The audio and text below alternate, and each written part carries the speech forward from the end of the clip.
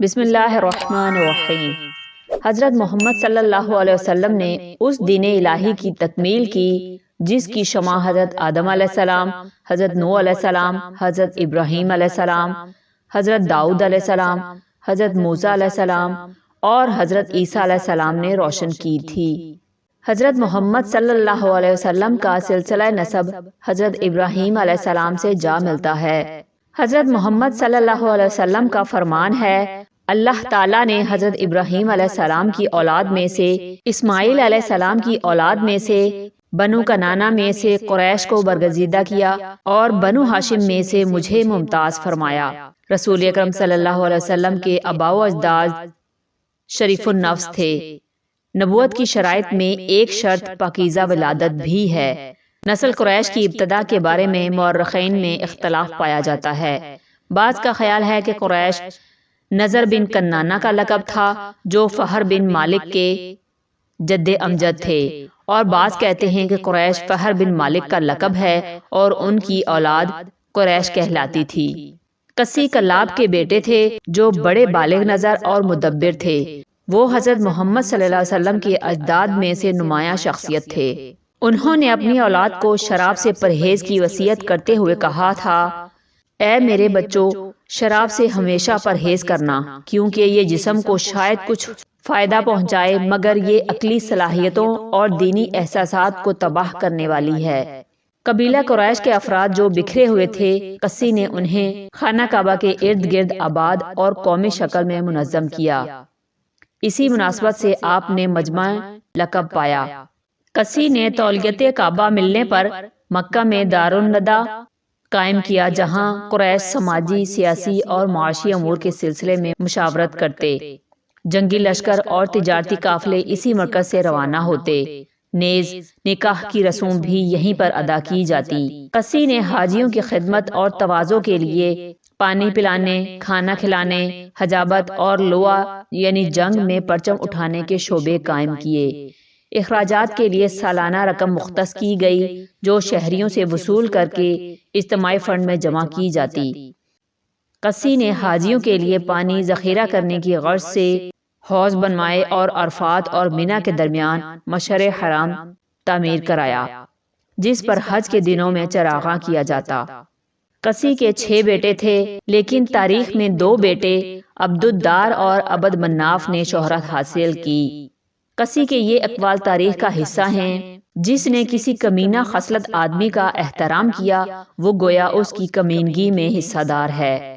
عزت و تکریم سے جس کی اصلاح نہیں ہوتی، ذلت و رسوائی اس کی اصلاح کر دیتی ہے۔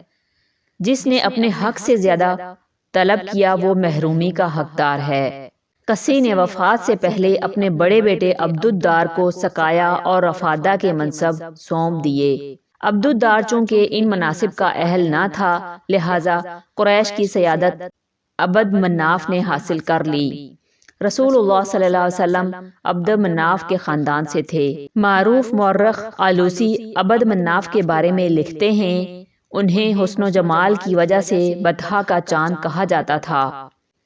حضرت زبیر رضی اللہ تعالیٰ عنہ کو ایک پتھر ملا جس پر تحریر تھا، میں مغیرہ بن قسی ہوں، میں قریش کو وصیت کرتا ہوں کہ وہ اللہ تعالیٰ سے ڈرتے رہا کریں اور اپنے قریبی رشتہ داروں کے ساتھ حسن سلوک کریں۔ آپ بتوں سے بغض رکھتے تھے۔ عبد مناف کے 4 بیٹے ہاشم، شمس، نوفل اور مطلب تھے۔ ان میں ہاشم سب سے بڑے تھے۔ روایت کے مطابق سقایا یعنی پانی پلانے اور کھانا کھلانے کے مناصب انہیں منتقل ہوئے۔ ہاشم مالدار اور مہمان نواز انسان تھے۔ انہوں نے سخاوت کا بہترین نمونہ پیش کیا۔ ایک بار مکہ میں قحط پڑا۔ ہاشم ملک شام سے روٹیاں پکوا کر لائے اور گوشت کے شوربے میں روٹیاں چور کر کے لوگوں کو کھلائیں۔ اس عوامی خدمت کے بعد ان کا نام ہاشم یعنی چورا کرنے والا مشہور ہو گیا، جبکہ ان کا اصل نام عمرو تھا۔ ہاشم نے قریش کی تجارت کو بین الاقوامی سطح پر منظم کیا۔ اس نے قیصر روم اور حبش کے بادشاہ نجاشی سے یہ فرمان جاری کروایا، قریش جب ہمارے ملک میں اشیاء تجارت لے کر آئیں تو ان سے کوئی ٹیکس نہ لیا جائے۔ تجارت کے فروغ سے مکہ کے قبائل کو فائدہ پہنچا۔ جو لوگ خود تجارتی قافلے کے ساتھ جانے سے قاصر تھے وہ اپنا مال کسی دوسرے تاجر کو طے شدہ منافع پر دے دیا کرتے تھے۔ جن کے پاس سرمایہ کم ہوتا وہ دوسروں سے شراکت کر لیتے۔ ہاشم نے حاجیوں کو بہتر خدمت اور دوسرے ممالک سے تجارتی روابط قائم کر کے جزیرۃ العرب میں اہم اور با اثر قبائلی سردار کی حیثیت اختیار کر لی۔ ہاشم ایک بار تجارت کے لیے ملک شام گئے۔ راستے میں مدینہ کے سالانہ بازار میں شرکت کی۔ اس بازار میں انہیں ایک حسین و جمیل خاتون سلمہ نظر آئیں جن کی حرکات و سکنات سے شرافت اور نجابت کا اظہار ہوتا تھا۔ اس کا تعلق خاندان بنی نجار سے تھا۔ ہاشم نے اس سے شادی کی درخواست کی جو اس نے قبول کر لی۔ دونوں کا نکاح ہو گیا۔ ہاشم شادی کے بعد شام چلے گئے اور وہیں پر وفات پائی۔ سلمہ نے لڑکے کو جنم دیا جس کا نام شیبہ رکھا گیا۔ شیبہ نے 8 برس تک مدینہ میں پرورش پائی۔ ہاشم کے بھائی مطلب کو جب یہ حالات معلوم ہوئے تو وہ سلمہ کی اجازت سے شیبہ کو مدینہ سے مکہ لے آئے۔ شیبہ کی پرورش اور تربیت مطلب نے کی، لہٰذا ان کا نام عبد المطلب مشہور ہو گیا۔ قریش اپنی ایک جاہلانہ رسم کے مطابق جب مفلس اور نادار ہو جاتے تو اپنی عزت کی خاطر بستی سے دور خیمے لگا لیتے اور بھیک مانگنے کے بجائے خاموشی سے فاقہ کشی سے مر جاتے۔ ہاشم نے اپنے قبیلے کو جمع کیا اور یہ مکروہ رسم ختم کرنے کی تجویز پیش کی۔ میری رائے یہ ہے کہ تم میں سے جو غریب اور مفلس ہیں انہیں میں دولت مند افراد کے ساتھ ملا دوں، ہر غنی کے ساتھ ایک فقیر ماں اس کے کنبے کے ملا دوں۔ جب تمام لوگ اپنے تجارتی کارواں لے کر اور موسم سرما میں شام اور یمن کی طرف جائیں تو تمہارے یہ نادار بھائی تمہارا ہاتھ بٹائیں، اور جب اس کاروبار میں تمہیں نفع ہو تو تم انہیں بھی شریک کر لو تاکہ وہ تمہارے سائے میں عزت اور خوشحالی کی زندگی بسر کریں، تاکہ فاقہ کشی کے باعث ان کے مرنے کی نوبت نہ آئے۔ قریش نے اس تجویز کو پسند کیا۔ ہر دولت مند کے ساتھ ایک مفلس خاندان کو ملا دیا گیا۔ یوں نادار خاندانوں کو باعزت روزگار مل گیا اور فاقہ کشی سے مرنے کی رسم کا بھی خاتمہ ہو گیا۔ ہجرت مدینہ کے بعد بھی پیغمبر انسانیت کی رہنمائی میں مواخات کا یہ نمونہ سامنے آیا۔ ہاشم کا ایک تاریخی خطبہ آج بھی قابل توجہ ہے۔ اے لوگو، ہم آل ابراہیم علیہ السلام اولاد اسماعیل علیہ السلام ہیں۔ ہم نضر بن کنانہ کے فرزند ہیں، قسی بن کلاب کے بیٹے ہیں اور مکہ کے مالک ہیں اور حرم میں رہنے والے ہیں۔ نسب کی بلندی اور بزرگی کی پختگی ہمارے لیے ہے۔ جس نے کسی کے ساتھ دوستی کا معاہدہ کیا اس کی مدد ضروری ہے، اور اگر وہ پکارے تو اس کو لبیک کہنا لازمی ہے، بجز اس کے کہ اس کی دعوت اپنے قبیلے سے سرکشی اور قطع رحمی کی ہو۔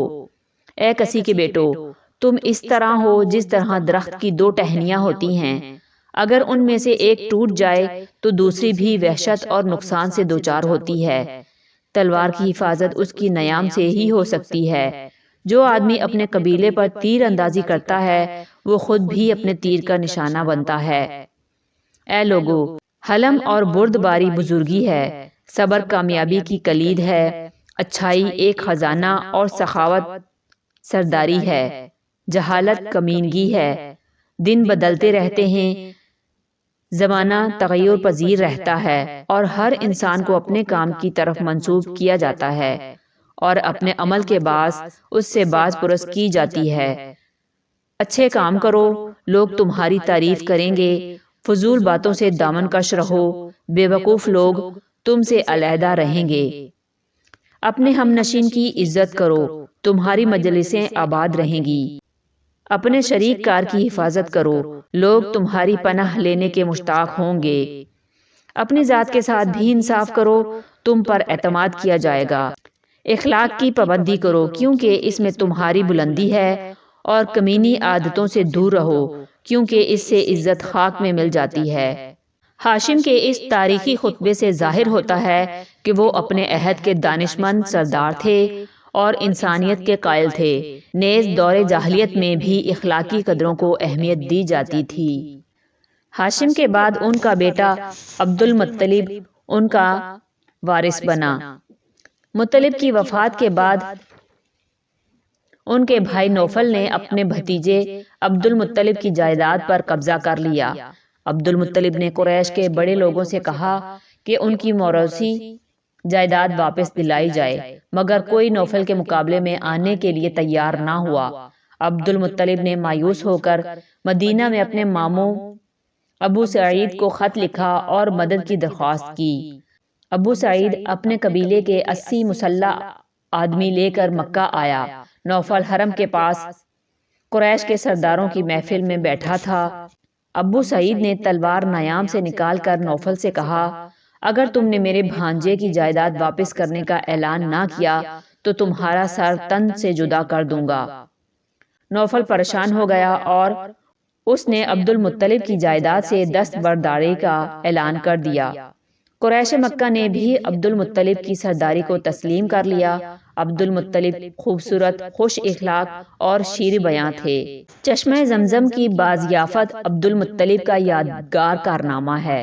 بنو جرہم نے مکہ سے جاتے ہوئے یہ چشمہ بند کر دیا تھا۔ وقت گزرنے کے ساتھ ساتھ اس چشمے کے مقام کا بھی کسی کو علم نہیں رہا تھا۔